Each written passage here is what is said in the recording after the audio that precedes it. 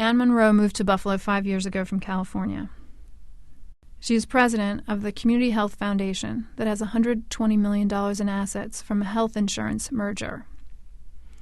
The $3 million she helped give away last year included $50,000 for Akram Abdullah's after-school program. They're playing basketball in a room with cement block walls, are about 6 inches from the end of the court, from the sides of the court. And they're playing full-out basketball, these kids. And they are having just a blast.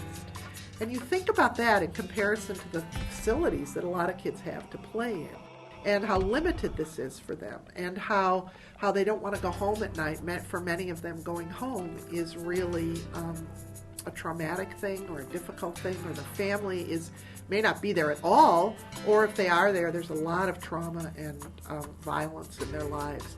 And this place, and when you go there, you just feel the safety that this place offers for these kids and the sanctuary. There are probably at least 10 of those spots around the city that are operating on very limited resources with very important priorities that they need to address. And they're kind of under the radar screen, very invisible. And yet, for many of these kids, this is their only real chance at the kind of life that we would want for our kids or for my granddaughter. What we've seen over the last 10 years is a more of an emergence of what is called strategic philanthropy or investment philanthropy, where you see philanthropic resources being looked at almost as another variation on economic development. A few weeks ago I was listening to an old Paul Simon album, and he has a song in there called "In My Little Town." And there's a phrase in that song, and it says, "In my little town, everything is black and white. It's not that the colors aren't there. It's just imagination that we lack."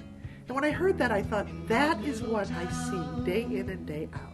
Coming from the outside, this is a fantastic place to be. It has lots of resources, natural resources, cultural resources, talent, smart people who just don't see it. They don't see what's possible.